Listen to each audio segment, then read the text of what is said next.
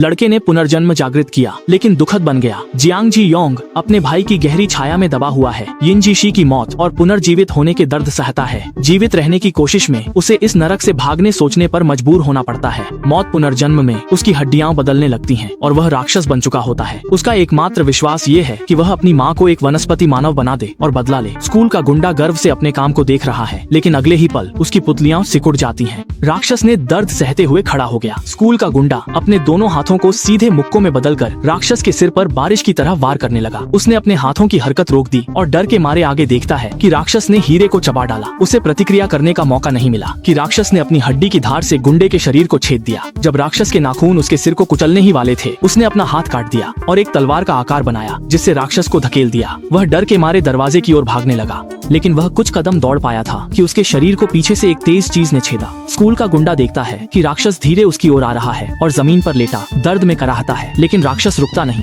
वह उसे अपने पिछले कुछ वर्षों का दर्द महसूस कराना है और तुरंत उसके शरीर में अनगिनत धारियां घुस जाती हैं। गुंडा डरकर कहता है, तुम ऐसा क्यों कर रहे हो? राक्षस ने कुछ नहीं कहा, बस एक हाथ से धीरे अपने आधे सिर का कंकाल फाड़ा और उस चेहरे को देखता है जो जाना पहचाना लगता है। उसने जियांग जी योंग को तंग किया था। जियांग ने अपनी मुट्ठी उठाई और एक एक करके उसे घूंसे मारने लगा। स्कूल का गुंडा डर गया और पछतावे के आंसू बहाने लगा। जियांग ने गुस्सा निकाल दिया। प्रतिशोध के बाद एक आकृति ने पूछा, कैसा महसूस कर रहे हो? महिला ने खुद को किमची देश के शिकारियों के संघ की प्रमुख बताया। जियांग ने विश्वास नहीं किया। जियांग ने पूछा, महिला का उद्देश्य क्या है? पिछले 10 वर्षों में शिकारियों की ताकत बढ़ती गई है। मैं हमेशा तुम्हारी निगरानी कर रहा हूँ। यह सुनकर जियांग जी योंग की आंखें चौड़ी हो गयी और वह तुरंत उसके सामने आ गई। उसकी अगली बात ने उसे हक्का बक्का कर दिया। मैं तुम्हारी माँ का इलाज कर सकती हूँ। मैं दुनिया की एकमात्र उच्च स्तरीय चिकित्सक हूँ। लेकिन जियांग जी योंग को विश्वास नहीं हुआ। महिला ने कहा, तुम्हें क्या लगता है कि पिछले 10 सालों में तुम्हारी माँ की चिकित्सा कौन कर रहा था? जियांग जी योंग ने पूछा, महिला का उद्देश्य क्या है? शिकारियों की ताकत बढ़ी है। वे परमाणु हथियारों का, यहाँ तक कि वे परमाणु हथियारों का सामना करने में सक्षम हैं और अधिकांश सेनाएं अब उनके मुकाबले नहीं हैं। साथ ही उनके अस्तित्व के कारण पोर्टल के भीतर के दानवों को लगभग समाप्त कर दिया गया है। लेकिन पोर्टल गायब नहीं हुआ, बल्कि यह देशों के बीच गृह युद्ध का मार्ग बन गया है। चूँकि हमारे देश में ज्यादा शिकारी नहीं है, हम छोटे देशों के आक्रमण को रोकने में असमर्थ हैं। अगर शिकारी को शिकारी के खिलाफ इस्तेमाल किया गया तो यह पूर्ण युद्ध को जन्म देगा और जियांग जी योंग के आने तक कोई समाधान नहीं था। अगर दानवों का इस्तेमाल किया जाए तो पूर्ण युद्ध की स्थिति नहीं बनेगी।